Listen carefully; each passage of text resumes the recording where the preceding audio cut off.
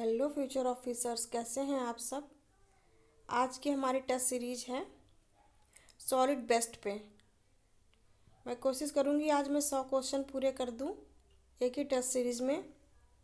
नहीं हो पाएंगे तो फिर मैं 25-25 का सेट बनाऊंगी अलग से।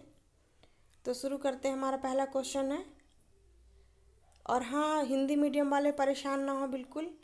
इंग्लिश के बाद जस्ट मैं हिंदी मीडियम में ही बनाऊंगी, और हिंदी की प्रॉपर पूरा फुल प्लेलिस्ट बनेगी। टेंशन नहीं लेना है, अभी बहुत दिन है।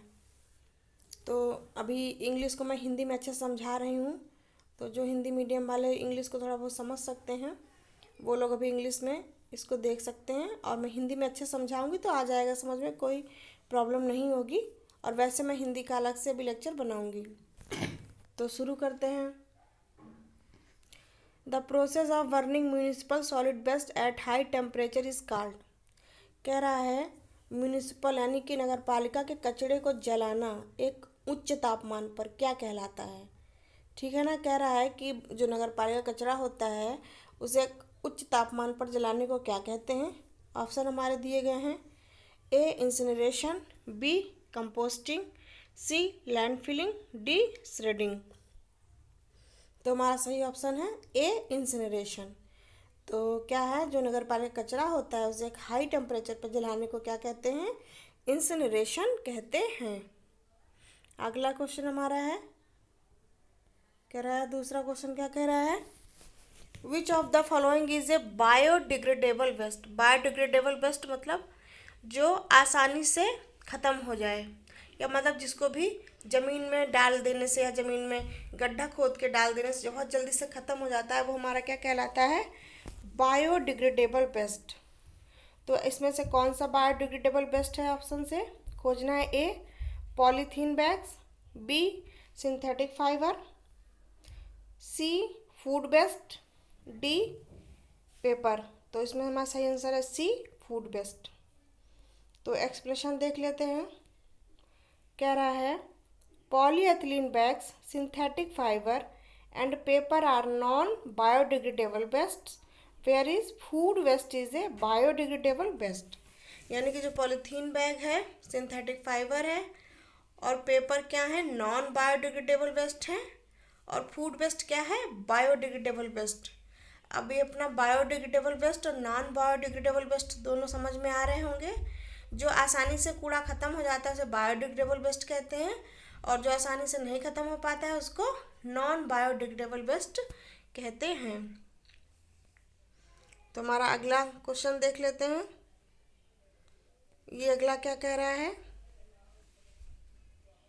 कह रहा है in which method of disposal of municipal solid waste the waste is dumped in the soil. कह रहा है डिस्पोजल के किस मेथड में, नगर पालिका का ऐसा कौन सा मेथड है सॉलिड वेस्ट को ख़त्म करने का, जिसमें वेस्ट को क्या करते हैं, कूड़े को क्या करते हैं, ज़मीन में दबा देते हैं। तो ऑप्शन देख लेते हैं कौन सा है। A incineration, B composting, C land filling, D shredding. तो हमारा सही ऑप्शन है लैंड फिलिंग, यानी ऑप्शन नंबर सी। एक्सप्लेनेशन देख लेते हैं। कह रहा है land filling is a process of disposal of solid waste under the soil. It is usually done in low lying area to prevent unhygienic conditions. कह रहा है जो लैंड फिलिंग का जो मेथड है वो हमारा क्या है, इसमें क्या करते हैं कि जो सॉलिड वेस्ट होता है हमारा उसको ज़मीन के अंदर दबा देते हैं, और इट इज़ यूजुअली डन इन, कहाँ किया जाता है अधिकतर, जो निचले भाग होते हैं एरिया उनमें किया जाता है। इससे क्या होता है, अनहाइजेनिक जो कंडीशन होती है वो नहीं बन पाती है। तो हो गया हमारा क्वेश्चन नंबर 3। फिर है हमारा क्वेश्चन नंबर 4। ये क्या कह रहा है, क्वेश्चन नंबर 4 क्या कह रहा है, which of the following is correct regarding disposal of waste by land filling. इसमें चारों ऑप्शन से कौन सा करेक्ट है जिसमें लैंड फिलिंग डिस्पोजल होता है, मतलब लैंड फिलिंग ज़मीन में कचरे को दबाने के लिए कौन सा मेथड है। ऑप्शन देख लेते। ए इकोनॉमिकल मेथड पड़ेगा, B preferred in low lying area, C कह रहा है foul gases are not produced, D कह रहा है separation of different types of waste are not required. तो हमारा ऑप्शन नंबर सी सही है। कह रहा है foul gases are not produced. जब क्या करते हैं कि correct regarding disposal of waste by land filling, मतलब जमीन में जो लैंड फिलिंग कचरा किया जाता है, जमीन में दबाया जाता है, उस कचरे से क्या सबसे ज़्यादा अच्छी चीज़ क्या है कि सी नंबर है, foul gases are not produce. कोई भी हानिकारक फॉल गैसेस नहीं बनती हैं। अब एक्सप्रेशन देख लेते हैं इसका। कह रहा है land filling gases are produce during the dumping of waste. Land filling gases निकलती हैं कब? जब वेस्ट को दबाया जाता है ज़मीन में। They are foul smell creating unhygienic condition, और इससे क्या होता है? अनहाइजेनिक कंडीशन बनती है। आगे चलते हैं। हमारा अगला क्वेश्चन क्या है? कह रहा है the density of ash produced in the municipal solid waste is. जो एस होती है, जो राख होती है, उसकी डेंसिटी यानी घनत्व कितना बनता है म्यूनिसिपल सॉलिड वेस्ट में? ए 100 kg अपॉन मीटर क्यूब, दूसरा है 450, तीसरा है 700 kg और चौथा है 1000 kg। तो हमारा सही ऑप्शन है सी 700 kg। अब एक्सप्रेशन देख लेते हैं। कह रहा है the range of the density of ash produced from the municipal solid waste is 700 to 850 kg per metre cube. मतलब जो रेंज है डेंसिटी की, जो रेंज है डेंसिटी की, मतलब राख बनाने में, वो कितनी म्यूनिसिपल सॉलिड वेस्ट में है? 700 से 850 kg के बीच में होती है। ये सारे क्वेश्चन बहुत इम्पॉर्टेंट हैं, इसलिए अच्छे से देखते रहिएगा कि कोई भी क्वेश्चन स्किप करके ना देखिएगा, सारा एक एक क्वेश्चन बढ़िया से पढ़कर देखिएगा। अगला है, कह रहा है the process of decomposition of biodegradable solid waste by earthworms is called. कह रहा है जो बायोडिग्रेडेबल यानी कि जो आसानी से ख़त्म होने वाले सॉलिड वेस्ट होते हैं, अगर उनको मतलब जो केचुआ होता है वो ख़त्म करता है खा खा के, तो इस प्रोसेस को क्या कहते हैं ये पूछ रहा है। ठीक है, तो हमारा ऑप्शन दे रहा है एक लैंडफिल्स, बी कह रहा है श्रेडिंग, सी कह रहा है बर्मी कंपोस्टिंग, डी कह रहा है खाली कंपोस्टिंग। तो हमारा सही ऑप्शन है बर्मी कंपोस्टिंग, यानी अगर केचुए सॉलिड वेस्ट को खा खा के ख़त्म करते हैं उसको क्या कहते हैं? बर्मी कंपोस्टिंग कहते हैं। एक्सप्रेशन देख लेते हैं। कह रहा है the process of decomposition of biodegradable solid waste by earthworms is called vermi composting. मतलब जो डिकम्पोजिशन बायोडिग्रेडेबल सॉलिड वेस्ट का कचुए करते हैं या केचुए खा खा ख़त्म करते हैं उसको क्या कहते हैं? बर्मी कंपोस्टिंग। आगे चलते हैं। क्वेश्चन नंबर 7 क्या कह रहा है हमारा? The waste produce in cotton mills are. जो कॉटन मिल होती हैं उनमें जो बेस्ट बनता है वो कैसा होता है? A municipal solid waste, B non biodegradable waste, C hazardous waste, D non hazardous waste.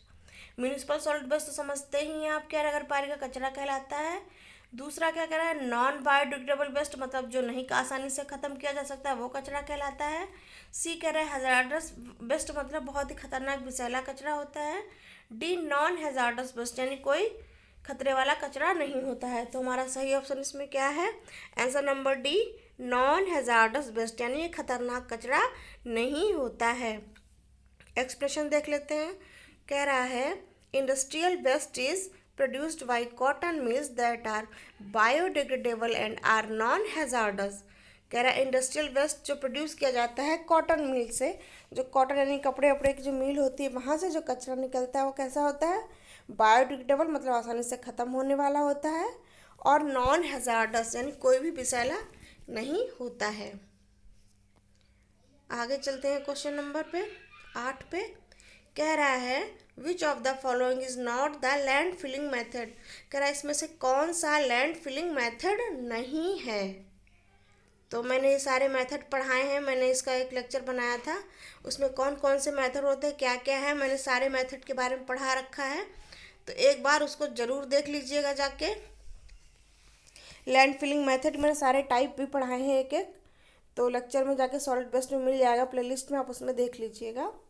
तो हमारे ऑप्शन दिए हैं। ए लैंड फिलिंग मेथड कौन सा नहीं है? ए कह रहा है बेंगलोर मेथड, बी कह रहा है एरिया मेथड, सी कह रहा है डिप्रेशन मेथड, डी कह रहा है ट्रेंच मेथड। तो जो बेंगलोर मेथड है वो हमारा लैंड फिलिंग का मेथड नहीं है, बाकी तीनों लैंड फिलिंग के मेथड हैं। और मैं लेक्चर में सारे लैंड फिलिंग के मेथड पढ़ाए हैं, एक बार अच्छे से देख लेना जाके आप लोग। हमारा अगला क्वेश्चन है, एक बार इसका देख लेते हैं explanation. Bangalore method is a method of composting where as area depression and trench method are the land filling method. तो देखो बेंगलोर मेथड है वो कंपोस्टिंग का मेथड है, और area depression and trench method कौन से हैं? लैंड फिलिंग मेथड है। आगे चलते हैं। क्वेश्चन नंबर 9 क्या कह रहा है? Dash is a liquid that passes through solid waste and extracts suspended impurities from it. कह रहा है ऐसा लिक्विड कौन सा है जिसमें भरा जाएगा, क्या कह रहा है, थ्रो सॉलिड वेस्ट से निकलता है, मतलब कोई कूड़े कचरे का ढेर लगा रहता है, उससे रिस के जो पानी गंदा निकलता है वो उसको क्या कहते हैं? पहला ऑप्शन है ए लीचेट कहते हैं, बी सलज कहते हैं, सी कहते हैं डिस्टिल्ड वाटर कहते हैं, डी कहते हैं म्यूनिसिपल वेस्ट। तो सही हमारा ऑप्शन है लीचेट कहते हैं। तो हमारा इसमें क्या भरा जाएगा? Leachate is a liquid that passes through solid waste and extracts suspended impurities from it. क्या है वो? लीचेट है। ठीक है, अब एक्सप्रेशन देख लेते हैं।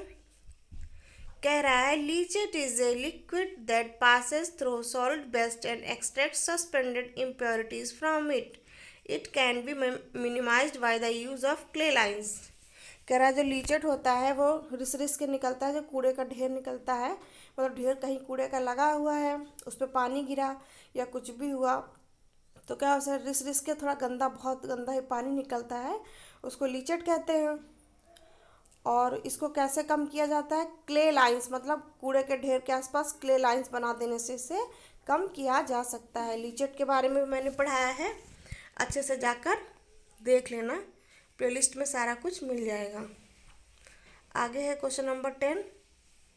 कह रहा है which of the following is not the municipal solid waste. इसमें से कौन सा म्यूनिसिपल सॉलिड वेस्ट नहीं है? ऑप्शन देख लेते हैं। कह रहा है A radioactive substance, B ashes मतलब राख, सी मतलब फूड वेस्ट, डी कह रहा है रविश। इसमें से कौन सा है जो वो क्या है? म्यूनिसिपल सॉलिड वेस्ट नहीं है। तो हमारा ऑप्शन नंबर ए सही है। रेडियो एक्टिव जो सब्सटेंस होते हैं, रेडियो एक्टिव पदार्थ होते हैं, वो क्या है हमारे? वो म्यूनिसिपल सॉलिड वेस्ट नहीं है, नगर पालिका का सॉलिड वेस्ट नहीं है। क्यों? ऐसे राख, फूड वेस्ट और रविश ये सब क्या है? नगर पालिका का सॉलिड वेस्ट है। एक्सप्रेशन देख लेते हैं। कह रहा है rubbish, food waste and food waste are municipal solid waste where is radioactive substance are industrial waste. ये हो गया इतना। क्वेश्चन नंबर 11 क्या कह रहा है? Which of the following waste can be decompose by bacteria. जो चारों ऑप्शन दिए गए हैं वेस्ट के, इसमें कौन सा है जो बैक्टीरिया के द्वारा ख़त्म किया जाता है? तो हमारे ऑप्शन है ए रेडियो एक्टिव सब्सटेंस यानी रेडियो एक्टिव पदार्थ, दूसरा है बी एसेज यानी राख, तीसरा है फूड वेस्ट यानी बचा हुआ खाना, और डी रविश।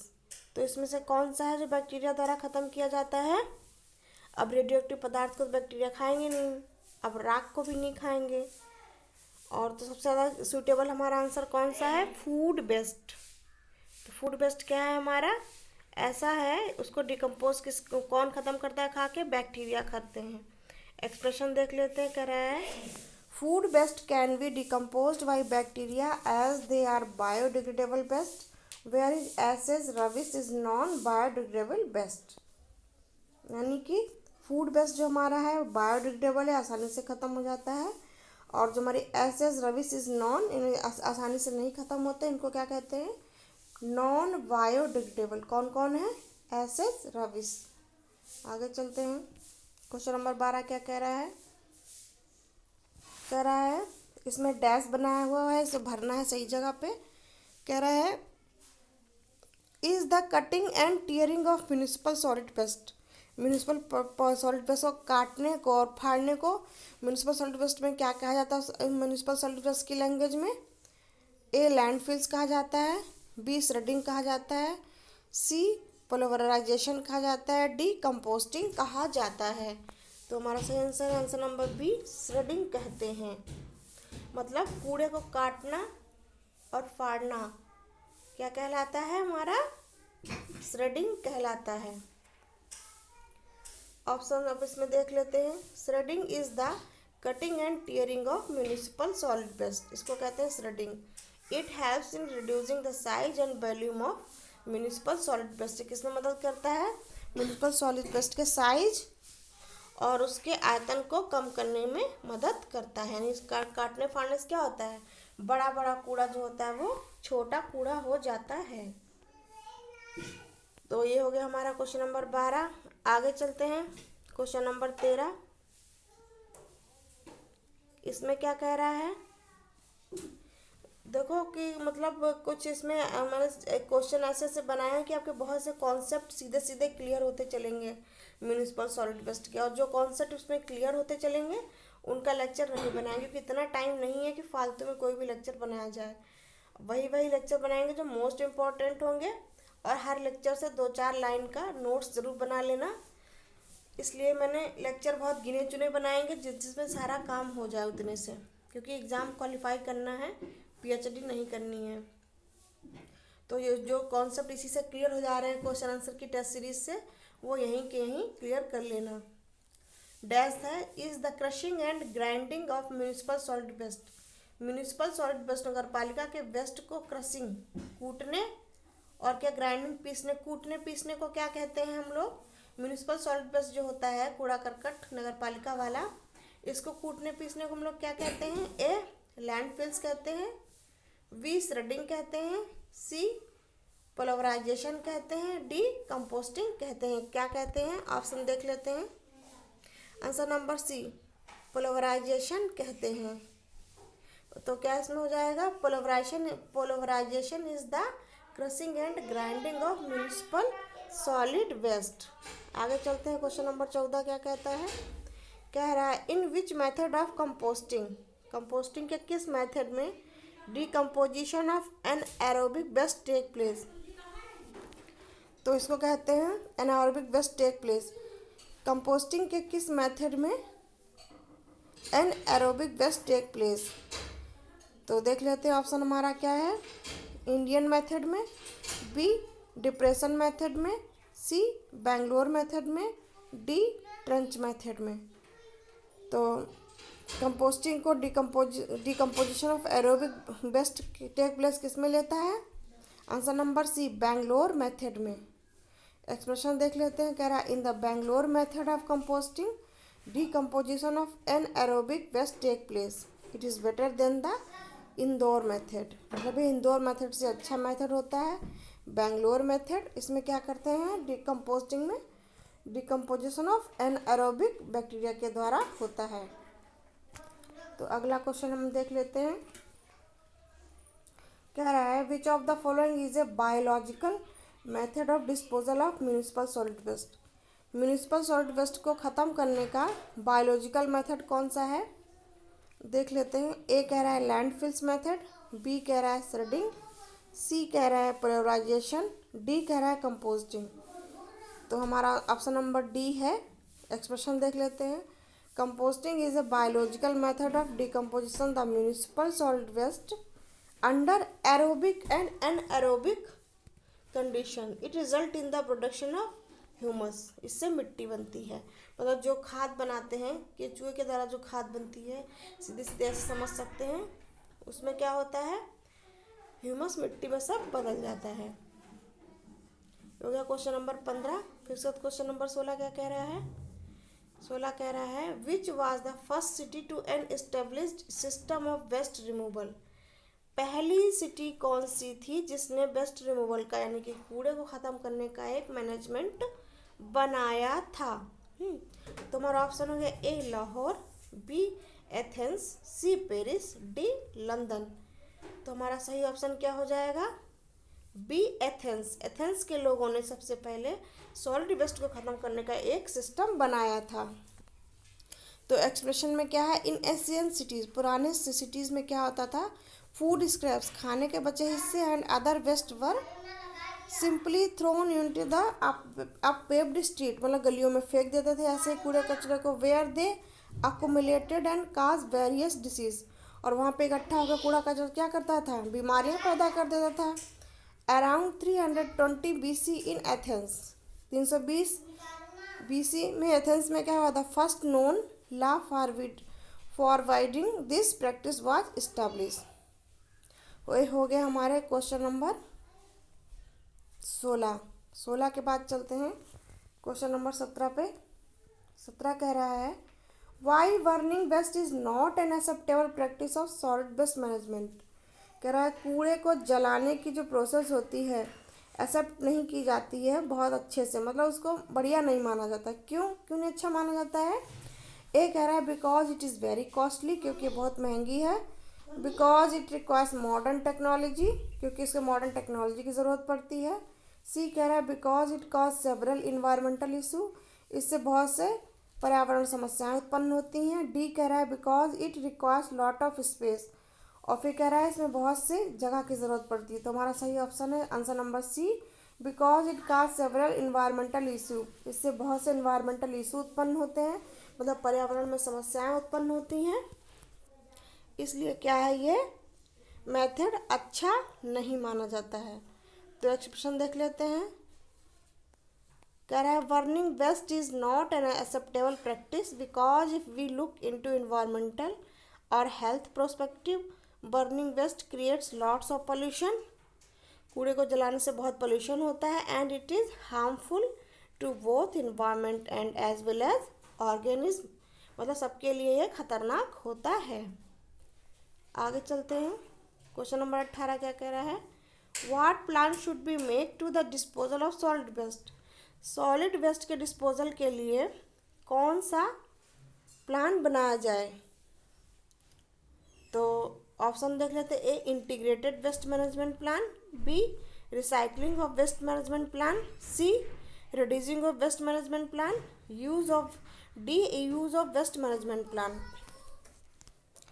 तो हमारा पहला कह रहा है कि इंटीग्रेट में मिला जुला वेस्ट मैनेजमेंट प्लान बनना चाहिए। दूसरा कह रहा है रिसाइकलिंग ऑफ वेस्ट, मैंने कूड़े को दोबारा से पलट के कुछ नया बनाया जाए, जो हमारा कचरा है उससे।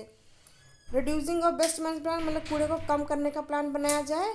डी कह रहा है use of waste management plan, waste management plan का यूज़ किया जाए। तो हमारा सही आंसर है A integrated waste management plan बनाया जाए। एक्सप्रेशन देख लेते हैं। The disposal of solid waste should be part of an integrated waste management plan. क्या कूड़े का जो डिस्पोजल होता है एक इंटीग्रेटेड वेस्ट मैनेजमेंट प्लान का हिस्सा है। This integrated solid waste management is the method of collection का है, processing, resource recovery and final disposal of solid waste. ये हमारा क्वेश्चन नंबर 18 हो गया। क्वेश्चन नंबर 19 क्या कह रहा है, the term municipal solid waste is use to describe which kind of solid waste. जो म्यूनिसिपल सॉलिड वेस्ट की टर्म है क्या डिस्क्राइब करती है, which kind of solid waste को डिस्क्राइब करती है। कैसा होता है म्यूनिसिपल नगर पालिका का सॉलिड वेस्ट, हैजार्डस यानी खतरनाक, वी टॉक्सिक यानी विषैला, सी नॉन हैजार्डस नहीं मतलब कोई खतरनाक नहीं, डी नॉन टॉक्सिक यानी कोई भी विषैला नहीं। तो इसको क्या कहेंगे, आंसर ए हैजार्डस। तो the term municipal solid waste is generally use to describe most of the non hazardous solid waste. इसका आंसर गलत लिखा हुआ है मैंने, हैजार्डस नहीं है, नॉन हैजार्डस होता है, ठीक है। तो म्यूनिसिपल सॉलिड वेस्ट जो किसके लिए यूज़ किया जाएगा, नॉन हैजार्डस के लिए। तो ऑप्शन नंबर सी सही है इसका, सॉरी ए गलत मुझसे टाइप हो गया है, तो सी वाला सही है, non hazardous. The term municipal solid waste is generally use to describe most of the non hazardous solid waste from a city. कहाँ से निकलता है, सिटी से, टाउन से, विलेज से, that requires routine collection and transport to processing और disposal site. कह रहा है किस कहाँ ज़रूरत पड़ता है, रूटीन कलेक्शन में एंड ट्रांसपोर्ट टू प्रोसेसिंग और डिस्पोजल साइट। क्वेश्चन नंबर 20 देख लेते हैं। कह रहा है how many main components are there in integrated waste management. Integrated waste management के कितने कंपोनेंट या कितने पार्ट होते हैं? ऑप्शन हमारा दिया गया ए 1, बी 2, सी 3, डी 4। तो सही हमारा आंसर है सी 3। तो इंटीग्रेटेड वेस्ट मैनेजमेंट कितने पार्ट होते हैं? 3। एक्सप्रेशन देख लेते हैं। कह रहा है an integrated waste management strategy include 3 main components. जो इंटीग्रेटेड वेस्ट मैनेजमेंट स्ट्रेटजी में 3 मेन पार्ट्स होते हैं। कौन कौन से? Reduction, recycling and disposal. All these 3 types plays an important role in solid waste management. तो कौन कौन से हुए? Reduction, recycling.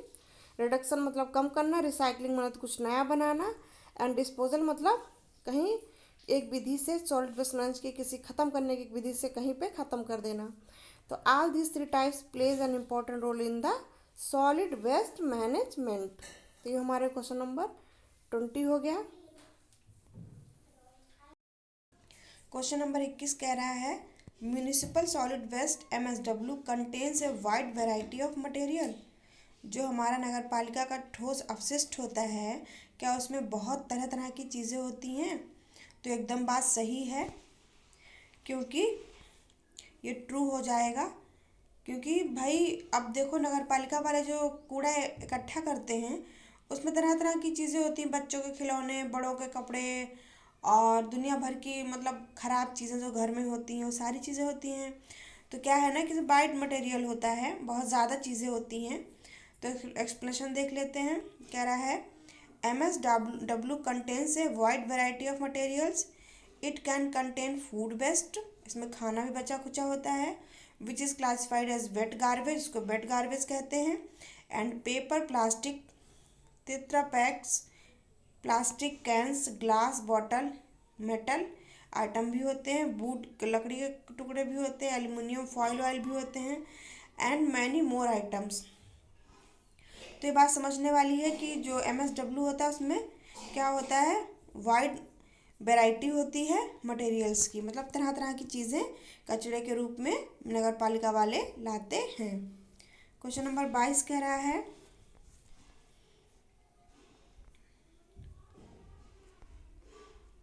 Which of the integrated waste management is reduced on an individual level. Individual level पे कौन सा waste है जो रिड्यूस्ड हो जाता है? तो देख ले, रिड्यूस मतलब कम हो जाता है अपने अकेले इंडिविजुअल लेवल पे। तो कह रहा है A source reduction, B recycling से। सोर्स रिडक्शन मतलब शुरू में ही कचरे को कम कर देना, रिसाइकलिंग मतलब दोबारा कोई चीज़ को बनाना, डिस्पोजल मतलब कहीं पे दफना के ख़त्म करना, बर्निंग मतलब जलाना। ठीक है, तो ऑप्शन नंबर ए सही है। यानी कि शुरू में ही अगर हम लोग क्या करें, मतलब वेस्ट का मैनेजमेंट करते चले और सोर्स से जैसे ही मतलब कोई मान लेते हैं कोई चीज़ बनाई गई, ठीक है, उस कचरे को तुरंत ही ख़त्म कर दिया जाए तो क्या होगा? सोर्स रिडक्शन हो जाएगा। तो इंटीग्रेटेड वेस्ट मैनेजमेंट में इंडिविजुअल लेवल पर रिडक्शन कैसे हो सकता है? जब शुरू में ही कचरे को ख़त्म किया जाए। क्वेश्चन नंबर 23 क्या कह रहा है? Which of the following recycled many times. किसको बहुत बार रिसाइकिल किया जा सकता है? रिसाइकिल मतलब कुछ नया बनाया जा सकता है। जैसे प्लास्टिक तो हर बार नहीं किया जा सकता है, लकड़ी यानी वुड को भी नहीं किया जा सकता है, ऑर्गेनिक मटेरियल को हर बार नहीं किया जा सकता है, पर जो एल्युमिनियम होती है उसको कई बार रिसाइकिल किया जा सकता है। तो हमारा आंसर नंबर कौन सा सही है? डी। एक्सप्रेशन देख लेते हैं। कह रहा है recycling is reusing some components of the waste that has some economic value. Recycling क्या है? रीयूज किसी मतलब चीज़ को, कंपोनेंट को दोबारा यूज़ करते हैं वेस्ट के, that has some economic value, उनकी कुछ मतलब पैसे की वैल्यू होती है, कुछ बिकते भी हैं पैसे में। तो कह रहा है aluminium can be recycled many time. Aluminium जो होती है उसको कई बार रिसाइकिल किया जा सकता है, मतलब दोबारा कुछ ना कुछ नया बनाया जा सकता है। Mining of new aluminium is expensive. जो नई एल्युमिनियम होती है एक्सपेंसिव होती है, और जो recycling of aluminium plays a significant role in aluminium industry. अब जो रिसाइकिल होकर एल्युमिनियम आती है वो थोड़ी सस्ती पड़ेगी, जो तुरंत नई नई एल्युमिनियम होती है एक्सपेंसिव, बहुत ही महंगी पड़ती है। तो कह रहा है सिग्निफिकेंट मतलब बहुत महत्वपूर्ण रोल निभाता है एल्युमिनियम इंडस्ट्री में। कौन सी? रिसाइकलिंग एल्युमिनियम, मतलब जो एक बार यूज हुई एल्युमिनियम होती है वो। आगे चलते हैं। क्वेश्चन नंबर 24 कह रहा है why plastic are different to recycle why plastics are difficult to recycle. Plastic को रिसाइकिल करने या प्लास्टिक को दोबारा कुछ और बनाना इतना कठिन क्यों होता है। तो कह रहा है A because it is very hard material, क्योंकि ये बहुत हार्ड होती है।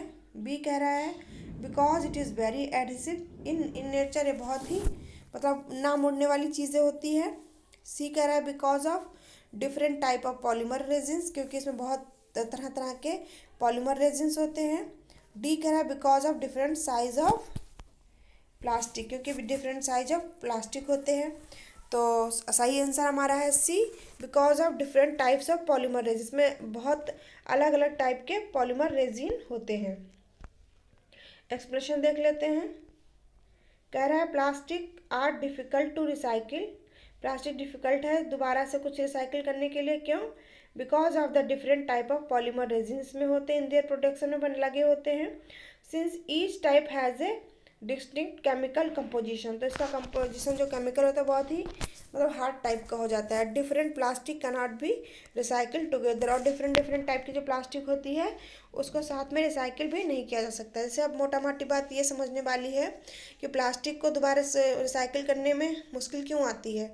मतलब से कोई पतली प्लास्टिक होती है, कोई मोटी प्लास्टिक होती है, तो सबका केमिकल कंपोजिशन होता है ना वो थोड़ा अलग अलग होता है, तो साथ में डालने से उतना अच्छे से रिसाइकिल नहीं हो पाता है, इसलिए इसको डिफ़िकल्ट माना जाता है।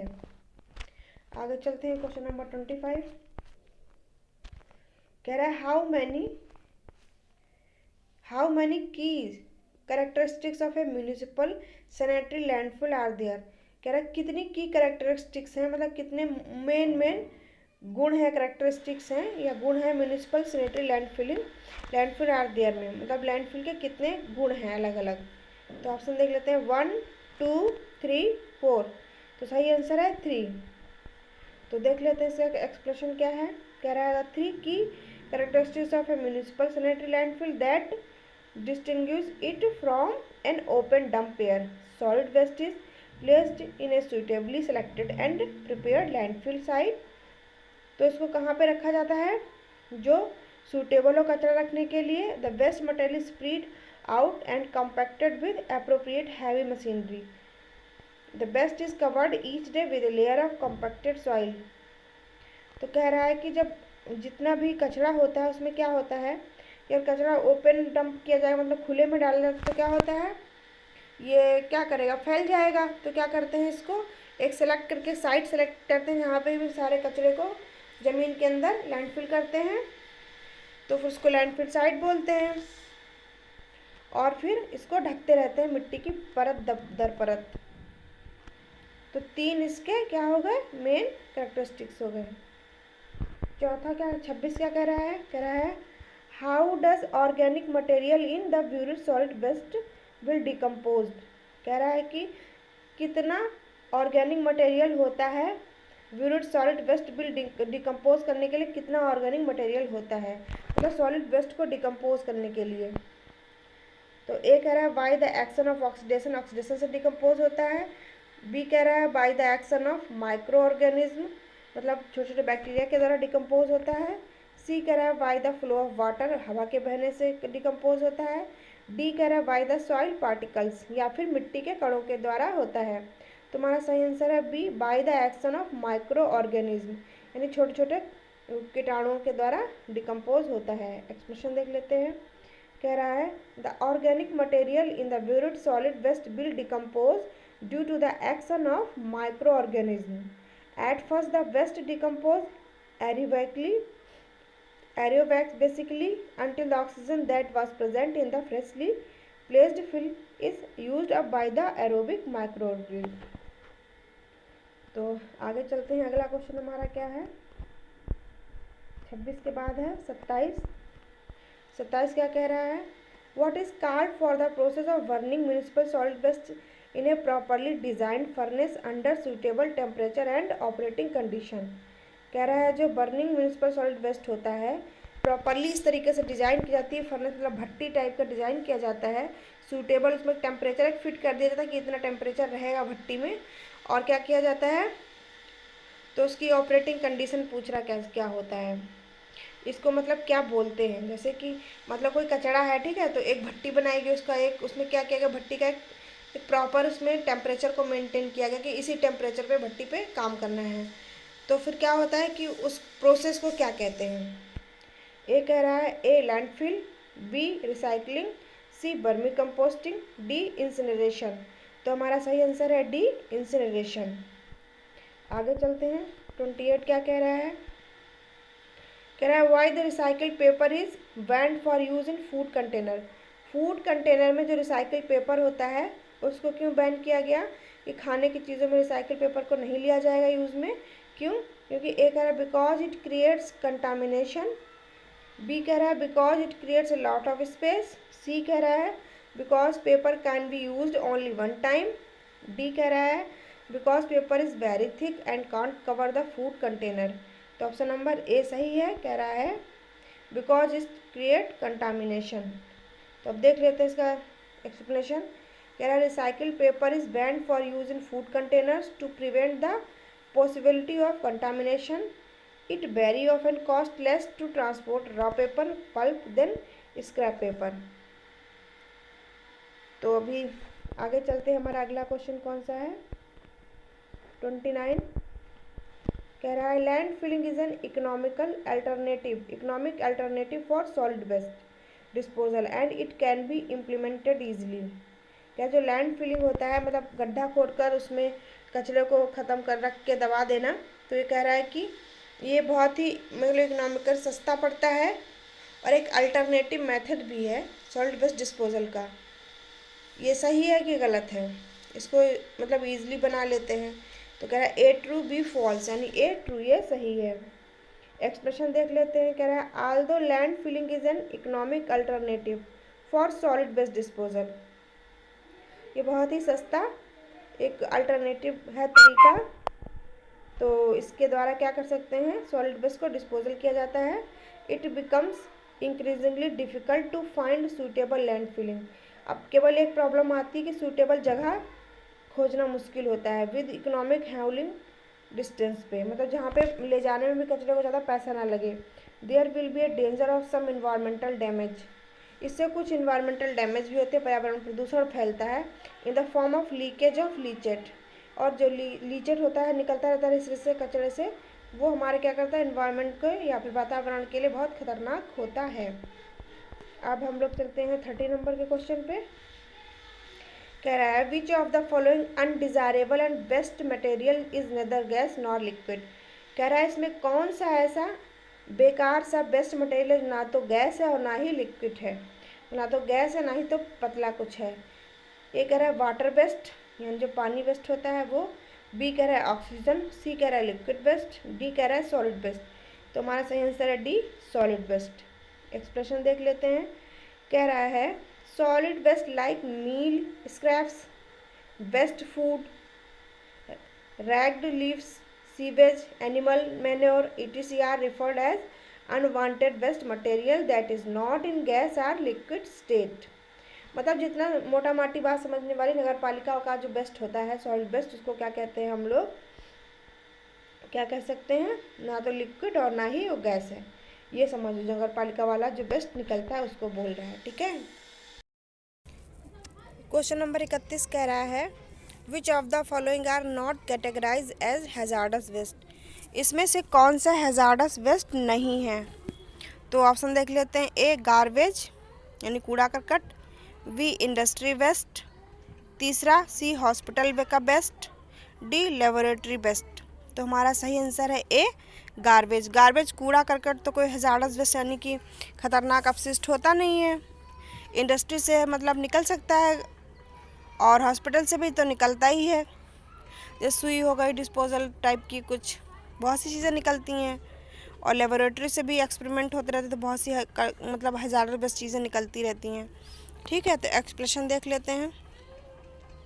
कह रहा है garbage usually produce during cooking. Garbage कब निकलता है, खाना वाना बनाने के दौरान निकलता है। Stores of other food item is not categorize as hazardous waste, और जो अदर हैं एज वो क्या है हैजार्डस वेस्ट हैं। वेयर इज़ इंडस्ट्री वेस्ट हो गया, हजार्डस वेस्ट हो सकता है, hospital waste, laboratory waste contains bio hazards भी हो सकता है। हार्मफुल केमिकल होते हैं उसमें which is very harmful for the environment and hence categorized as hazardous waste, इसलिए उनको हैजार्डस वेस्ट कहते हैं क्योंकि वो एनवायरनमेंट के लिए बहुत ही खतरनाक होते हैं। अब 31 के बाद क्वेश्चन नंबर अगला चलते हैं। 32 क्या कह रहा है हमारा? 32 कह रहा है disposal is the initial stage during solid waste management. कह रहा है जो डिस्पोजल होता है वो शुरुआती स्टेज होती है सॉलिड वेस्ट मैनेजमेंट में। ट्रू है कि फॉल्स है? तो ये गलत है क्योंकि जो डिस्पोजल किया जाता है लास्ट में किया जाता है। मतलब कोई भी चीज़, मान लो कोई कचरा निकला तो शुरू में ही तो उसको करते नहीं हैं, चीज़ें बनने के बाद में सब कचरा इकट्ठा करने के बाद में उसको डिस्पोजल किया जाता है। तो ये फॉल्स हो गया आंसर इसका। एक्सप्रेशन देख लेते हैं। कह रहा है disposal is usually done in the end and hence is not done in the initial stage during the solid waste management. May it be from residential area or commercial area or any other sources. कह रहा है कि जो शुरू में disposal तो किया नहीं जाता है, इनिशियल स्टेज नहीं है, पहले कचरा निकलेगा तब जाके कहीं उसका निपटान के बारे में सोचा जाता है। अगला है 33 नंबर। क्या कह रहा है? कह रहा है which of the following is both inorganic and organic. इसमें से कौन सा है जो ऑर्गेनिक भी है और इनऑर्गेनिक है, मतलब कार्बनिक भी है और अकार्बनिक भी है। तो ऑप्शन देख लेते हैं। A sewage sludge, B liquid crystalline, C natural gas, D semi crystalline. तो हमारा सही आंसर है ए सीवेज स्लज। तो देख लेते हैं एक्सप्रेशन इसका। कह रहा है sewage sludge is produced during primary and secondary treatment phases. जो सीवेज स्लज कब निकलता है? जब प्राइमरी और सेकेंडरी ट्रीटमेंट किया जाता है सीवेज का।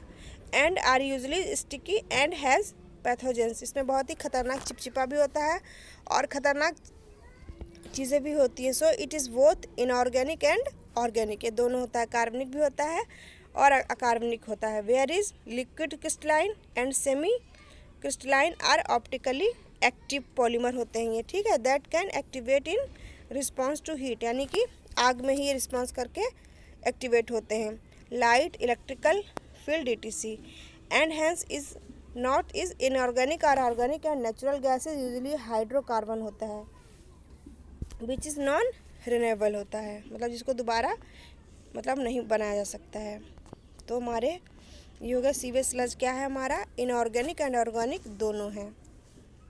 आगे चलते हैं। अगला क्वेश्चन क्या कह रहा है 34 कह रहा है which of the following is not a result of mishandling of solid waste. कह रहा है सॉलिड वेस्ट को सही तरीके से सहेजने का कोई रिजल्ट नहीं है, मतलब क्या नहीं होगा, क्या होगा अगर मिस हैंडलिंग हो सॉलिड वेस्ट को सही करने में, मतलब उसको सही से ना ऑपरेट किया जाए। क्या होगा? ए ऑर्डर में बदबू आएगी, बी हाइड्रोलिसिस ऑफ शुगर होगा, सी फायर यानी आग होगी, डी डिसेंट्री हो जाएगी। तो हमारा सही रीज़न क्या है, मतलब जो रीज़न नहीं हो सकता है वो क्या है, हाइड्रोलिसिस ऑफ शुगर नहीं होगा। अगर हम mishandling of solid waste करते हैं तो हाइड्रोलिसिस ऑफ शुगर ये रीज़न नहीं होगा। एक्सप्रेशन देख लेते हैं।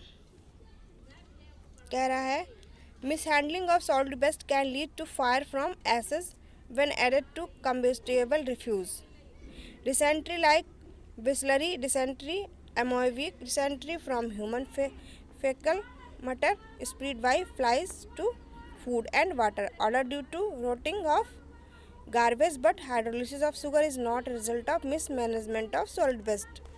तो हम लोगों का मेन मतलब जो था वो यही पता करना था कि मिस हैंडलिंग सॉलिड वेस्ट करने से क्या नहीं होगा, तो हाइड्रोलिसिस ऑफ शुगर नहीं होगा। 34 के बाद में 35 क्या है, कह रहा है which of the following is A visual pollution. जो दिखाई देने वाला पर्यावरण में प्रदूषण है वो क्या है। तो ऑप्शन देख लेते हैं। A insightfulness of piles of garbage, B कह रहा है मैसिंग विद एडिसिव्स, सी कह रहा है मैसिंग विद फाइबर्स, डी कह रहा है फ्लोअर्स। तो हमारा ऑप्शन नंबर ए है insightfulness of piles of garbage, visual pollution है ये।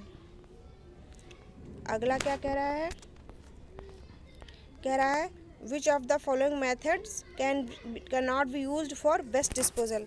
वेस्ट डिस्पोजल यानी वेस्ट को ख़त्म करने के लिए कौन सा मेथड नहीं यूज़ किया जाता है?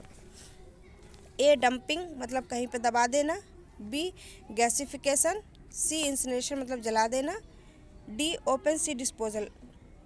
तो हमारा सही आंसर है C D, open sea disposal नहीं किया जाता है वेस्ट डिस्पोजल में। एक्सप्रेशन देख लेते हैं। कहता है if open sea disposal method is used, अगर मतलब कहीं समुद्र में ही डायरेक्ट कचरा फेंक दिया जाएगा तो क्या आ जाएगा? Used for disposing waste a lot of aquatic organism, जो मतलब पानी में रहने वाले जीव हैं, would be affected and in long run it might affect other land organism as well where is dumping is done in low lying areas. मतलब अगर मान लेते हैं कूड़ा करकट फेंका जाएगा डायरेक्ट उसमें समुद्र में, तो समुद्र में जो एक्वेटिक मतलब जो एनिमल रहते हैं, मतलब सॉरी जो भी जानवर कुछ भी रहता है जीव जंतु, वो बहुत ही अफेक्टेड होगा उसकी वजह से। जो धरती पे ज़मीन पे भी बहुत रहते हैं उससे मतलब जो लोग मतलब उसका यूज़ करते हैं खाने पीने में, वो भी बहुत इफेक्ट होंगे। फिर कह रहा है gasification is the degradation of organic matter in an aerobic condition. तो जो गैसिफिकेशन होता है वो क्या है?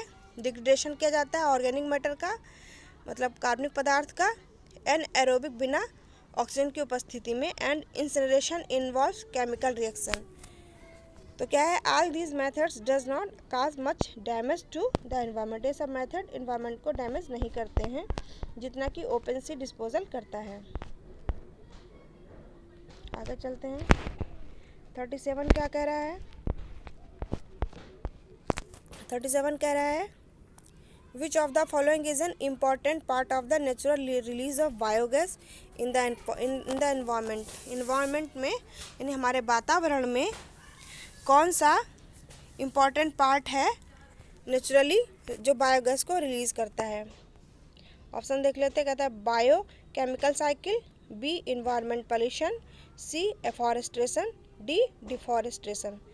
तो हमारा सही आंसर है A biogeochemical cycle. Option देख इसका एक्सप्रेशन देख लेते हैं। The natural release of biogas in the environment due to the activity of methanogens leads is crucial for bio geochemical cycle, whereas biogas does not lead to a considerable amount of environment pollution. Afforestation and deforestation are caused by human intervention. मतलब जो forestation deforestation होता है कि जंगल को बढ़ाना और घटाना, यानी कि पेड़ को काटना और लगाना, ये कौन करता है? ह्यूमन इंटरवेंशन से होता है। और बायोगैस क्या करती है? एनवायरमेंट पॉल्यूशन नहीं करती है। तो फिर मतलब मोटा मोटी बात ये समझ लो कि जो बायोगैस जो होती है रिलीज होती है हमारे नेचुरली कहाँ से? बायो जियो केमिकल साइकिल से। आगे चलते हैं। 38 क्या कह रहा है? Which of the following organism degrade the organic matter thereby transfer the matter to the environment. कहता है कौन सा ऑर्गेनिज्म है जो डिग्रेड करता है ऑर्गेनिक मैटर कार्बनिक पदार्थ को, तो उससे क्या होता है? Transfer the matter to the environment, और फिर पर्यावरण में ये ट्रांसफ़र हो जाता है। तो कौन करता है? देख लेते हैं। ए मेथनोजेंस, बी मैंगनीज, सी कार्बन डाइऑक्साइड, डी मेथेन। तो हमारा ऑप्शन नंबर ए है मेथनोजेंस। ऑप्शन एक्सप्रेशन देख लेते हैं। कह रहा है methanogens degrade the organic matter under anaerobic conditions. तो अभी हमारा यही जितना ज़रूरी था उतना कर ले रहे हैं। वैसे एक्सप्रेशन तो मैंने हर क्वेश्चन का पूरा लिखा हुआ है, कोई डाउट हो तो आप लोग ज़रूर देख लेना। आगे चलते हैं। 39 नंबर क्वेश्चन छूट गया था, उससे नंबरिंग गलत हो गई है। 39 नंबर मतलब नहीं डाल पाए थे तो 40 नंबर डाल दिए थे। विच of the following temperature is optimum for incinerators में कितना अधिकतम तापमान लेते हैं? तो कह रहा है 900 से 1100 सेंटीग्रेड सेल्सियस, बी कह रहा है 100 से 110 सेल्सियस, सी कह रहा है 90 से 110 सेल्सियस, डी कह रहा है 100 से 11,000 सेल्सियस। तो आंसर हमारा ए सही है। जो इंसिनरेशन की प्रोसेस होती है उसमें कितना टेम्परेचर लिया जाता है? 900 से 1100 सेल्सियस। देख लो भाई, अच्छे से समझ लो, क्वेश्चन मैंने बहुत सेलेक्ट करके रखा है। आपके एग्ज़ाम के लिए बहुत ही इम्पोर्टेंट है, तो अच्छे से इसको करते रहिए। एक्सप्रेशन क्या है? 900 से 1100 Celsius is the optimum temperature for incinerators which operates in the combustion zone which result in good combustion and also protect the inside walls of the incinerators। क्या है इंसिनेटर? मतलब जब भट्टी कोई बनाई जाती है तो उसमें एक निश्चित तापमान रहता है इंसिनेशन के लिए, मतलब कूड़े को जलाने के लिए, तो वही सब कुछ ये बता रहा है। तो हमारा मतलब ये मोटा माटी समझ लो कि जो मैक्सिमम टेम्परेचर कितना अच्छे से रखा जाता है, 900 से 1100 सेल्सियस। आगे चलते हैं, कह रहा है 41 द केमिकल 41 कह रहा है the chemical reaction between the carbon hydrogen present in the solid waste combines with the oxygen. तो कह रहा है केमिकल रिएक्शन जो होता है कार्बन हाइड्रोजन और present in the solid waste combines, जो सॉलिड वेस्ट में जो केमिकल रिएक्शन होता है किसके बीच में? कार्बन और हाइड्रोजन के बीच में। और क्या होता है? कंबाइंड विद ऑक्सीजन भी इसमें मिली हुई होती है। कह रहा है ट्रू है कि फॉल्स है? तो हमारा आंसर है ए, ये बात सही है। एक्सप्रेशन देख लेते हैं। कह रहा है the chemical reaction between the carbon hydrogen present in the solid waste combines with the oxygen, यानी कि जो केमिकल रिएक्शन होता है सॉलिड वेस्ट में, वो कार्बन होता है, उसमें हाइड्रोजन होता है और ऑक्सीजन के बीच में होता है। And when it enters the combustion zone, जब ये कंब्यूशन जोन में आते हैं, दिस रिएक्शन जनरेट्स हीट, ये रिएक्शन क्या है? हीट को यानी कि ऊर्जा को उत्पन्न करता है। अब ये जोन पढ़ाएंगे, डिफरेंट टाइप की जोन अभी नहीं पढ़ाई हैं, सारी जोन पढ़ाएंगे अभी, तो अच्छे से समझ में आ जाएगा। 42 क्या है? कह रहा है which of the following resembles the rich top soil in context to solid waste composting. तो कह रहा है कि रिच टॉप सॉइल कौन रखा जाता है सॉलिड वेस्ट में? ऑप्शन हमारा कौन सा है? ए ह्यूमस, बी बेड रॉक, सी सब सॉइल, डी वेदरहेड रॉक। तो हमारा ऑप्शन ए सही है, ह्यूमस। ह्यूमस को टॉप सॉइल में रखा जाता है। एक्सप्रेशन देख लेते हैं। कह रहा है the dark substance in the top layer of the soil which looks like peat and has a powdery texture is humus. Subsoil weathered rock bed rock are the subsequent layers after the top layer। तो expression देख लेना बहुत अच्छे से, मैंने लिख तो दिया है, अभी हिंदी में भी इसका लेक्चर बनाएंगे, तब देख लेना अच्छे से। 43 क्या है? कह रहा है why mismanagement of battery waste can be harmful. कह रहा है अगर हम लोग जो बैटरी होती है उसका अच्छे से मैनेजमेंट नहीं करेंगे तो ये क्या हो जाएगा? बेस्ट हार्मफुल हमारे लिए कैसे हो जाएगा? ए कह रहा है टेक्सचर से, बी कह रहा है हैवी मेटल से, सी कह रहा है प्लास्टिक से, डी कह रहा है ऑर्डर से। तो हमारा सही आंसर है बी, हैवी मेटल से, मतलब हैवी मेटल्स निकले उनसे हमारा क्या होगा? हार्मफुल हो जाएगा हमारे लिए। ऑप्शन इसका एक्सप्रेशन देख रहे हैं, क्या कह रहा है? Battery recycling is very vital as it contains heavy metals like cadmium, lead and mercury which it comes in contact with the environment is very harmful। कह रहा है बैटरी का रिसाइकलिंग बहुत ही ज़रूरी होता है क्योंकि ऐसे ही ख़तरनाक है जैसे कि कैडमियम हो गया, लेड हो गया, मरकरी हो गया, जब भी ये पर्यावरण के मतलब कांटेक्ट में आता है तो बहुत ख़तरनाक हो जाता है। Hand should be handled properly, इसलिए इसको क्या करना चाहिए? प्रॉपरली अच्छे तरीके से हैंडल करना चाहिए। Order and texture is not hazards, और बदबू और जो मतलब टेक्सचर होता है वो खतरनाक नहीं है। Plastic is a major concern, plastic बड़ा इशू हो सकता है but is not related to the batteries waste, लेकिन ये बैटरी वेस्ट से रिलेटेड नहीं है। 43 के बाद में 44 क्या कह रहा है? Why recycling of metal is more cost effective. कह रहा है कि जो हम लोग रिसाइकलिंग ऑफ मेटल करते हैं ये बहुत ही मोर कॉस्ट इफेक्टिव क्यों होता है, मतलब कॉस्ट इससे क्यों प्रभावित होती है? तो कह रहा है A extraction of metal increases, B कह रहा है इंक्रीजेज ऑपरेटिंग कॉस्ट, सी कह रहा है रिड्यूस ऑपरेटिंग कॉस्ट, डी कह रहा है रिड्यूस ऑर्डर। तो हमारा सी सही है, reduce operating cost, operating cost कम हो जाती है। Recycling of material more cost effective हो जाता है तब। एक्सप्रेशन देख लेते हैं, कह रहा है recycling of metal highly reduced the operating cost and the industrial cost as extraction cost is reduced and energy consumption is also reduced. Extraction of metal decreases and other is not relative. अब हम लोग चलते हैं अगले question पे। 45 क्या कह रहा है, unrecycled plastic leads to emission of greenhouse gases. कह रहे हैं जो प्लास्टिक रिसाइकिल नहीं की जाती वो क्या करती है, हमारे ग्रीन हाउस को एमिशन करती है। तो ऑप्शन देख लेते हैं, ए ट्रू है कि false.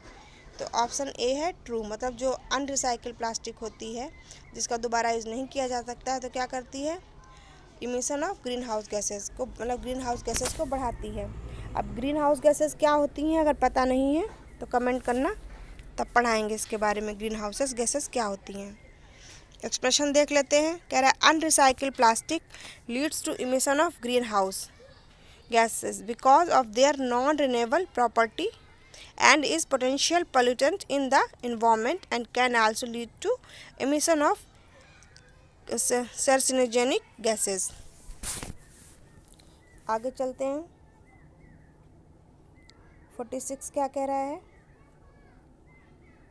which of the following area has the lowest chance of producing a biomedical waste। कह रहा है ऐसा कौन सा एरिया इन चार ऑप्शन में से जो बायोमेडिकल वेस्ट को प्रोड्यूस नहीं करता, बहुत ही कम चांसेस होते हैं उसमें।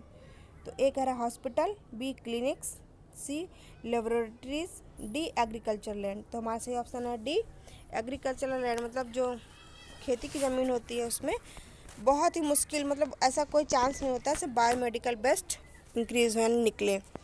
एक्सप्रेशन देख लेते हैं, कह रहा है hospitals, clinics, laboratories and various research centers generate a lot of biomedical waste from diagnosis, treatment and disease. On various diseases generate waste that are termed as biomedical waste. तो मोटा मोटी बात ये समझ लो कि जो जितने हॉस्पिटल हैं, रिसर्च सेंटर हैं, सब क्या करते हैं, इसमें तरह तरह के हज़ार्डस वेस्ट निकलते हैं। बट एग्रीकल्चरल लैंड्स क्या होती है, produce waste that are biodegradable होते हैं नेचर में, so they are not called as biomedical waste. तो हमारा सही आंसर हो गया एग्रीकल्चर लैंड। आगे चलते हैं। 47 कह रहा है which of the following is not a biomedical waste. इनमें से कौन सा बायोमेडिकल वेस्ट नहीं है। ऑप्शन देख लेते हैं, कह रहा है A animal waste, B microbiological waste, C chemical waste, D domestic waste. तो हमारा सही ऑप्शन कौन सा हो जाएगा, डी डोमेस्टिक वेस्ट, मतलब जो घरों से जो कचरा कूड़ा निकलता है वो क्या है, बायोमेडिकल वेस्ट नहीं है। तो domestic waste does not contain any infectious agents and is totally degradable in nature, but animal waste contains animal tissues. मतलब जो भैया घरों से कचरा कूड़ा निकलता है वो तो नहीं होता है, बट जो जानवरों के पास से निकलता है एनिमल टिश्यूज़ एंड ऑर्गन्स, जानवरों के microbiological waste contains microbiological specimen waste, chemical waste contain disinfectant chemical, so all of these waste are treated as biomedical waste. अब चलते हैं अगले क्वेश्चन पे। 48 क्या कह रहा है, biomedical waste are not infectious. कह रहा है कि जो बायोमेडिकल वेस्ट होते हैं इन्फेक्शियस, मतलब कि वो इन्फेक्शन फैलाने वाले नहीं होते हैं। तो ए कह रहा है ट्रू, बी कह रहा है फॉल्स। तो हमारा सही आंसर है बी फॉल्स, मतलब ये बायोमेडिकल वेस्ट जो होते हैं इन्फेक्शन ज़रूर फैलाते हैं। एक्सप्रेशन देख लेते हैं, कह रहा है biomedical waste are infectious, they are pathological. Question number 48 कह रहा है biomedical waste are not infectious, यानी कि जो बायोमेडिकल वेस्ट होते हैं वो इन्फेक्शन नहीं फैलाते हैं। सही बात है कि गलत है, तो ये फॉल्स है। इसका एक्सप्रेशन देख लेते हैं, कह रहा है biomedical waste are infectious, they are pathological pharmaceutical waste that are infectious to living organism, thereby spreading diseases, so it is really required to dispose of the biomedical waste properly to avoid any further contamination। तो question का answer मोटा माटी यही है कि जो biomedical waste होते हैं वो क्या है, इन्फेक्शियस होते ही हैं। और इसमें लिखा है नॉट, मतलब नहीं होते हैं लेकिन होते हैं। ठीक है, ये आंसर है। 49 क्या कह रहा है, 49 कह रहा है which of the following is categorised as an incineration waste. किसको इंसिनरेशन वेस्ट कहा जा सकता है? तो हमारा ऑप्शन देख लेते हैं क्या है, मतलब जलाने के बाद जो बचता है उसको क्या कहते हैं, ये पूछ रहा है। ठीक है, तो ए, अब जलाने के लिए मान लो वो सॉलिड वेस्ट होता है ना, उसको जलाने के बाद जो कूड़ा करकट बचेगा ना उसको कहते हैं इंसिनरेशन वेस्ट। अब इंसिनरेशन क्या होता है, एक प्रॉपर टेम्परेचर पे कूड़े को जलाया जाता है, एक मतलब टेम्परेचर डिसाइड करके, तो जो बचता है ना राख टाइप का उसको कहते हैं इंसिनरेशन ऐश। तो जो इंसिनरेशन वेस्ट होता है वो इंसिनरेशन ऐश हो गया। तो ऑप्शन हमारा देख लेते हैं, ए इंसिनरेशन ऐश को कह रहा है, बी एनिमल वेस्ट जो निकलता है उसको कह रहा है, सी कह रहा है सॉलिड वेस्ट को कह रहा है, डी कह रहा है काइटोटॉक्सिक ड्रग्स को कह रहा है। तो हमारा ऑप्शन नंबर ए सही है, इंसिनरेशन ऐश को कह रहा है। तो इंसिनरेशन वेस्ट क्या है, इंसिनरेशन ऐश। एक्सप्रेशन देख लेते हैं, कह रहा है incineration ash comes from any biomedical waste.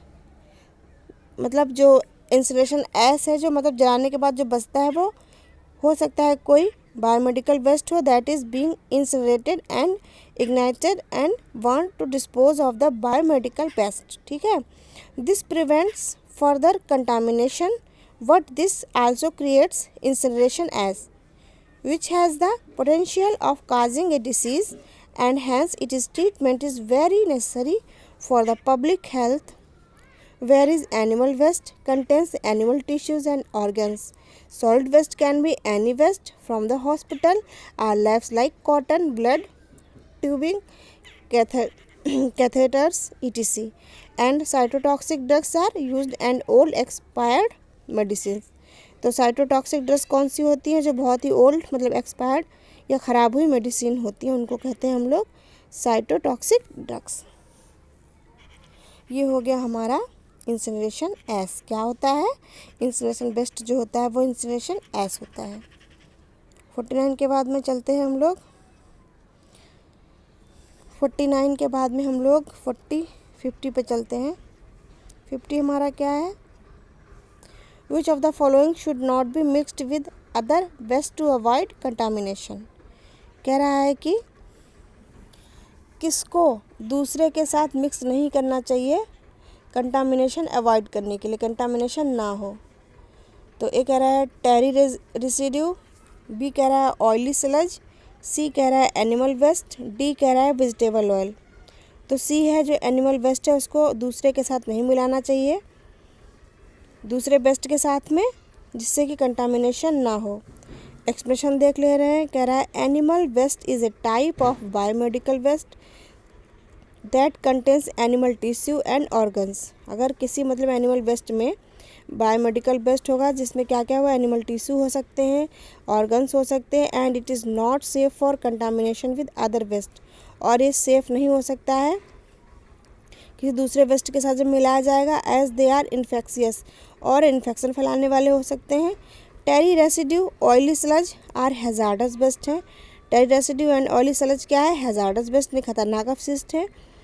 और बेस्ट ऑफ पेट्रोकेमिकल प्रोसेस से निकलते हैं which should be handled correctly. उनको अच्छे से हैंडल करना चाहिए, अच्छे से उसका मैनेजमेंट करना चाहिए। एंड डिस्पोज ऑफ केयरफुली, और उनको केयरफुली डिस्पोज करना चाहिए without causing any damage to the environment, बिना इन्वायरमेंट को हानि पहुंचाए। But it certainly is not infectious, वो तुरंत इन्फेक्शन फैलाने वाले ना होने चाहिए। Vegetable oil does not pose any threat, vegetable oil से कोई भी खतरा नहीं हो सकता है, as it is a kitchen waste, और किचन वेस्ट है। And domestic waste are biodegradable, और जो घरेलू कचरा होता है क्या, बायोडिग्रेडेबल मतलब अपने आप ही ख़त्म होने वाला होता है। तो हमारे हो गए क्वेश्चन नंबर 50। 51 क्या है, कह रहा है which of the following is not a best treatment method for biomedical waste. कह रहा है कि कौन सा जो ट्रीटमेंट है, वेस्ट ट्रीटमेंट जो है वो मेथड फॉर बायोमेडिकल वेस्ट, जो बायोमेडिकल वेस्ट के लिए सूटेबल नहीं है। तो ए देख लेते हैं इंसिनरेशन, बी कह रहा है केमिकल डिसइंफेक्टिंग, सी कह रहा है ऑटोक्लेविंग, डी कह रहा है सीविंग। तो सीविंग जो है वो क्या है, बायोमेडिकल वेस्ट के ट्रीटमेंट के लिए सही नहीं है। तो हम लोग देख लेते हैं इसका एक्सप्रेशन क्या है। कह रहा है sieving is a physical method of separation of bigger molecules and it can't be used in a waste treatment method। ठीक है, where is incineration, chemical disinfecting, autoclaving, encapsulation are the methods used for waste treatment of biomedical waste. तो sieving जो है वो नहीं है। ठीक है, आगे चलते हैं। 51 के बाद में 52 नंबर क्या है, कह रहा है which of the following requires special treatment of bacteria. Bacteria के स्पेशल ट्रीटमेंट के लिए क्या रिक्वायरमेंट है। ए कह रहा है packaging of waste, B labelling of waste, C कह रहा है ट्रांसपोर्ट ऑफ वेस्ट, डी कह रहा है डिग्रेडेशन ऑफ वेस्ट। तो आंसर हमारा डी है, डिग्रेडेशन ऑफ वेस्ट। मतलब क्या ज़रूरत पड़ता है स्पेशल ट्रीटमेंट ऑफ बैक्टीरिया का, बैक्टीरिया ख़त्म करने के लिए डिग्रेडेशन ऑफ वेस्ट किया जाता है। तो हमारा ऑप्शन नंबर सही है डी। एक्सप्रेशन देख लेते हैं। कह रहा है degradation of waste specially biomedical waste requires some special treatment of bacteria. जो बायोमेडिकल वेस्ट है उसको स्पेशली डिग्रेडेशन ऑफ वेस्ट की ज़रूरत पड़ती है। स्पेशल ट्रीटमेंट दिया जाता है बैक्टीरिया के लिए या फिर other micro organism where is packaging, labelling and transport of biomedical waste should be done properly in order to avoid any hazardous contamination of the waste with the environment and with humans that can be infectious। तो आगे चलते हैं 52 के बाद में 53 क्या कह रहा है, which of the following can be used to produce marketable compost from dry solid waste। कह रहा है इनमें से कौन सी चीज़ कौन से यूज़ किया जाता है, कौन प्रोड्यूस करता है marketable compost from dry solid waste से, मतलब सूखे कचरे से कौन मार्केटेबल कंपोस्ट बनाता है। ऑप्शन हमारा ए एरोबिक कंपोस्टिंग से बनता है, बी बर्मी कंपोस्टिंग से बनता है, सी एनएरोबिक डाइजेशन से बनता है, डी एनएरोबिक कंपोस्टिंग से बनता है। तो हमारा सही ऑप्शन है क्या, ए एरोबिक कंपोस्टिंग से बनता है। एक्सप्रेशन देख लेते हैं। कह रहा है aerobic composting is used to treat dry solid waste. Aerobic composting क्या होता है, यूज़ किया जाता है किस लिए, ट्रीट करने के लिए ड्राई सॉलिड वेस्ट को, which can thereby produce compost which can be readily marketed, जो तुरंत मार्केट में बेची जा सकती है। बर्मी कंपोस्टिंग क्या है, is usually use to treat lignocellulosic waste.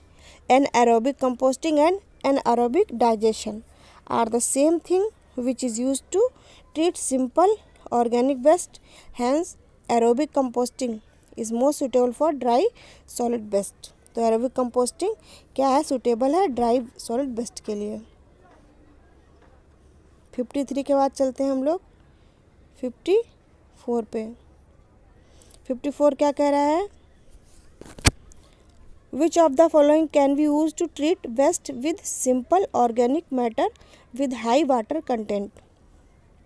कह रहा है इसमें से कौन सा यूज़ किया जाता है वेस्ट ट्रीट करने के लिए सिंपल ऑर्गेनिक मैटर के साथ में हाई वाटर कंटेंट, पानी ज़्यादा होता है और कार्बनिक पदार्थ सिंपल होता है, कम होता है। ऑप्शन देख लेते हैं। ए बर्मी कंपोस्टिंग में, बी एरोबिक कंपोस्टिंग में, सी इंसिनरेशन में, डी एनएरोबिक डाइजेशन में। तो हमारा सही आंसर है डी एनएरोबिक डाइजेशन में। एक्सप्रेशन देख लेते हैं इसका। कह रहा है vermicomposting is usually use to treat lignocellulosic waste which are also dry in nature. Aerobic composting use to treat dry solid waste में यूज़ किया जाता है। Incineration is method to treat waste by burning में use किया जाता है। Heat anaerobic digestion is use to treat waste with simple organic matter and with high water content which thereby degrades it and produced better marketable compost। तो हमारा सही answer हो गया है इसका डी एनएरोबिक डाइजेशन। अगला चलते हैं, कह रहा है genetically engineered micro organism can treat biomedical waste. क्या जेनेटिकली जो सुधारा जाता है माइक्रो ऑर्गेनिज्म में कैन ट्रीट बायोमेडिकल वेस्ट, क्या उसको बायोमेडिकल वेस्ट की तरह ट्रीट कर सकते हैं? ऑप्शन कह रहा है ए ट्रू, बी फॉल्स। तो आंसर हमारा सही है ए ट्रू। एक्सप्रेशन देख लेते हैं, कह रहा है genetically engineered micro organism can be use to treat biomedical waste. उसको बायोमेडिकल वेस्ट की तरह यूज़ करते हैं as it gives a new biological approach to treat the waste which poses a great threat to the human health. तो हमारा option सही देख लो, ए true है, ये ज़रूरी था। एक्सप्रेशन है, अगर प्रॉब्लम हो तो उसमें से देख के समझ लेना, थोड़ा सा ना समझ आए तब बताना। 56 के में देख लेते क्या है, कह रहा है which of the following characteristics is not important to hazardous waste. Hazardous waste की कौन सी क्वालिटी उसके लिए इम्पॉर्टेंट नहीं है? तो ये कह रहा है क्वांटिटी, बी कह रहा है कंसंट्रेशन, सी कह रहा है कलर, डी कह रहा है फिजिकल और केमिकल प्रॉपर्टीज। तो सही आंसर है हमारा सी कलर। कलर जो है ना वो हैजार्डस वेस्ट में कोई इंपॉर्टेंस नहीं रखता है हैजार्डस वेस्ट में। क्यों भैया? क्योंकि हैजार्डस वेस्ट वैसे ही खतरनाक होता है, उसका कलर अगर कुछ भी उससे क्या फ़र्क पड़ेगा? क्वांटिटी से फ़र्क पड़ेगा, उसकी मात्रा कम ज़्यादा होने से।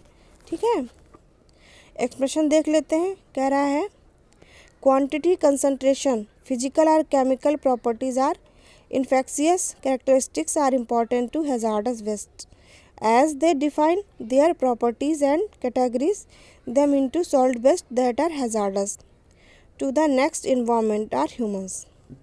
But color is not a very important property to define the characteristics of hazardous waste as it does not interfere with the property.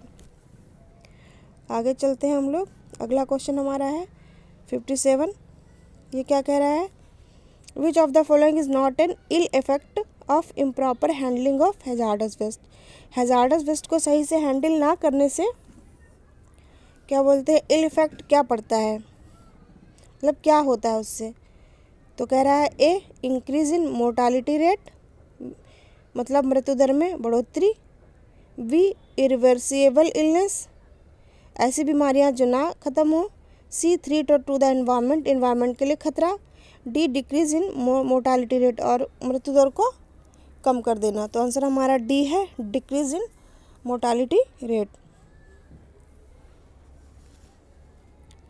तो आगे चलते हैं हम लोग 58 पे। 58 क्या कह रहा है, it is the responsibility of the civilians to take care of the disposed of hazardous waste. कह रहा है सिविलियन की, मतलब आम आदमी की भी ये रिस्पॉन्सिबिलिटी बनती है कि वो टेक केयर करे डिस्पोज्ड हैजार्डस वेस्ट, खतरनाक अपशिष्ट को ख़त्म करने में मदद करे।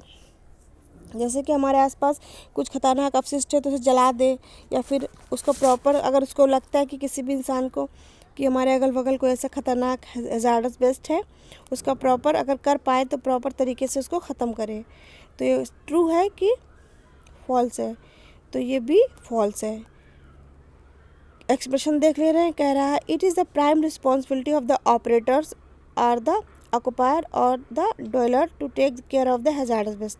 कह रहे प्राइम रिस्पॉन्सिबिलिटी किसकी है? जो इसको उत्पन्न करता है, मतलब जो इसको बनाता है। ठीक है, इट्स डिस्पोजल है हैंडल प्रॉपरली, इसको बहुत ही खतरनाक अपशिष्ट को डिस्पोजल किया जाता है, हैंडल कैसे प्रॉपरली करना चाहिए, to avoid its adverse effect, इससे खतरनाक इफेक्ट ना हो ऑन द एनवायरनमेंट, वातावरण पे, and human health under the law set by the Indian government, और जो इंडियन गवर्नमेंट में सेट कर रखे रूल उसके अंडर काम करे। मतलब जो हैजार्डस वेस्ट जो लोग बनाते हैं कंपनी में या कुछ भी कहीं करते हैं, जिससे हैजार्डस वेस्ट जहाँ उत्पन्न होता है, जहाँ पैदा होता है, वही लोगों की रिस्पॉन्सिबिलिटी प्राइम मेन बनती है कि हैजार्डस वेस्ट को अच्छे से प्रॉपरली ढंग से ख़त्म करें।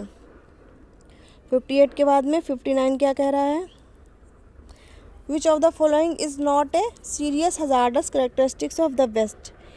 जो इसमें कैरेक्टरिस्टिक्स दे रखी हैं, इसमें कह रहा है कौन सी ऐसी कैरेक्टरिस्टिक से है जो बहुत ही सीरियस हैजार्डस नहीं है, खतरनाक नहीं है बहुत ज़्यादा। तो कह रहा है ए टॉक्सिसिटी, बी इग्निटेबिलिटी, सी कोरोसिवनेस, डी डिग्रेडेबिलिटी। तो हमारा आंसर है डी डिग्रेडेबिलिटी। एक्सप्रेशन देख लेते हैं, कह रहा है degradability is not a hazardous characteristics of the waste it is always a good approach if the waste can be degrade safely without causing any major damage to the environment. कह रहा है कि डिग्रेडेबिलिटी बहुत ही मतलब कोई ख़तरनाक हैज़ार्डस कैरेक्टरिस्टिक्स नहीं है। और वैसे जब मैंने इसको पढ़ाया था तो उसमें मैंने बताया था कि 4 ही इसकी मेन क्वालिटी होती है हैज़ार्डस वेस्ट की। क्या क्या होती हैं? टॉक्सिसिटी, इग्निटेबिलिटी, कोर्सिवनेस। ठीक है, बस आगे चलते हैं। 60 के क्या कह रहा है? Which of the following is not a hazardous waste of petrochemical process. कह रहा है कि कौन सा हैज़ार्डस वेस्ट है जो पेट्रोकेमिकल प्रोसेस से नहीं मिलता है। तो देख लेते हैं। A tarry residue, B oily sludge, C slop oil, D vegetable oil. तो हमारा सही आंसर है डी वेजिटेबल ऑयल जो होता है वो क्या होता है? पेट्रोकेमिकल प्रोसेस से नहीं निकलता है। बाकी टेरी रेसिड्यू निकलता है, बी ऑयली स्लज निकलता है, सी स्लोप ऑयल भी निकलता है। तो tarry residue, oily sludge, slop oil, spent catalyst, organic residues etc are the hazardous waste of petrochemical. तो भैया कभी कभी पूछ लेगा कि ऑप्शन में पेट्रोकेमिकल प्रोसेस में कौन कौन से हैज़ार्डस वेस्ट निकलते हैं, तो आपको पता होना चाहिए tarry residue, oily sludge, slop oil, spent catalyst, organic residues. ठीक है, और आगे चलते हैं हम लोग क्वेश्चन नंबर 61 पे। तो 61 कह रहा है which of the following is not generated in waste treatment. कौन है जो वेस्ट ट्रीटमेंट में प्रोसेस में जनरेट नहीं होता, यानी कि नहीं बनता है। यानी जब वेस्ट को ख़त्म किया जाता है उस प्रोसेस में कौन सी चीज़ें नहीं बनती है। ए कह रहा है स्लज, बी कह रहा है एस, सी कह रहा है ऑर्गेनिक सॉल्वेंट, डी कह रहा है नॉइज़। तो हमारा सही आंसर है डी, मतलब नॉइज़ यानी कि शोर। तो एक्सप्रेशन देख ले रहे हैं। कह रहा है noise is not a waste. Noise कोई वेस्ट नहीं है। That is generated in the waste treatment process, जो वेस्ट ट्रीटमेंट प्रोसेस में उत्पन्न होगा। As it is a sound, ये साउंड है। Which affect the environment but physically does not, ये फिजिकली को अफेक्ट नहीं करता है। And it is not generated in waste treatment, और ये वेस्ट ट्रीटमेंट में पैदा नहीं होता है। Where sludge as organic solvent are generated during various processes like incineration, wet scrubbers. ठीक है, तो ऐसे एक्सप्रेशन थोड़ा सा देख लेना। मैंने इसका आंसर सही कर दिया है, सारी चीज़ों को करेक्टली लगा दिया है, थोड़ा सा देख भी लेना। 62 क्या कह रहा है? In provision of the rules which of the following is not appropriate with respect to the hazardous waste. जो हमारे ये प्रोविज़न रूल दिए गए हैं, which of the following is not appropriate नहीं है रिस्पेक्ट टू हैज़ार्डस वेस्ट के। जो रूल बनाए गए हैं वो हैज़ार्डस वेस्ट के अप्रोप्रिएट नहीं है। देखते कौन कौन से। ए कह रहा है पैकेजिंग, बी कह रहा है लेवलिंग, सी कह रहा है ट्रांसपोर्ट, डी कह रहा है वेरी एक्सपेंसिव। तो हमारा सही आंसर है डी, वेरी एक्सपेंसिव। तो एक्सप्रेशन देख रहे हैं क्या कह रहा है? कह रहा है packaging, labelling and transport of hazardous waste should be done properly. मतलब उसको पैकेज अच्छे से करना चाहिए, लेवलिंग बढ़िया से देनी चाहिए, and transport of hazardous waste क्या करना चाहिए? Should be done properly in order to avoid any hazardous contamination of the waste with the environment and with humans. What the cost price of the waste is irrelevant here as this factors deals with the handling of the waste. ये हो गया हमारा आज के question answer के सारे session. Test series है, इसको बढ़िया से करना। आगे अगले क्वेश्चन करेंगे।